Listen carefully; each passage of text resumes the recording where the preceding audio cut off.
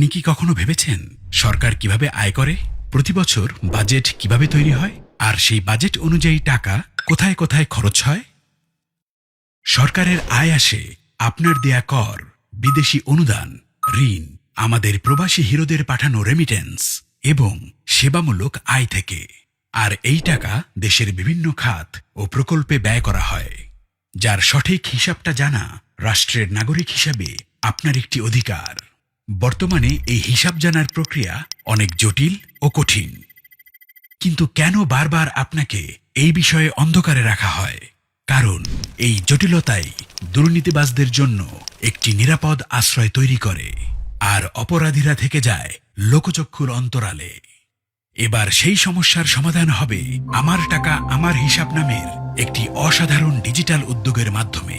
এই প্ল্যাটফর্ম ব্যবহার করে আপনি সরকারের বার্ষিক আয় ব্যয়ের পুরো হিসাব দেখতে পারবেন, জানতে পারবেন সরকার কত টাকা কর পেয়েছে, বিদেশ থেকে কত অনুদান এসেছে, কত ঋণ এসেছে, কত টাকা এসেছে সেবামূলক আয় থেকে, এবং মোট কত টাকা রেমিটেন্স দেশের অর্থনীতিতে যোগ হয়েছে।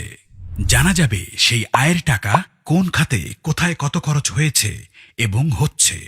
এমনকি নির্দিষ্ট এলাকা অর্থাৎ জেলা, উপজেলা বা থানা পর্যায়েও আয় ব্যয়ের হিসাব জানতে পারবেন। নির্দিষ্টভাবে কোন প্রকল্পে কত টাকা খরচ করা হয়েছে তাও জানা যাবে এই প্ল্যাটফর্ম ব্যবহার করে। এই প্ল্যাটফর্মের মাধ্যমে ব্যয়ের কোনো অসঙ্গতি চোখে পড়লে আপনি প্রশ্ন করতে পারবেন, প্রয়োজনে অভিযোগও জানাতে পারবেন।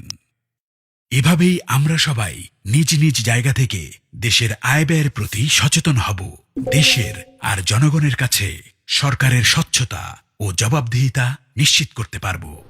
এই সুন্দর উদ্যোগটি সত্যি করতে প্রয়োজন আপনার একটি মূল্যবান ভোট। আগামী নির্বাচনে দাড়িপাল্লার পক্ষে দেয়া আপনার ভোটেই তৈরি হবে একটি দুর্নীতিমুক্ত সততার বাংলাদেশ।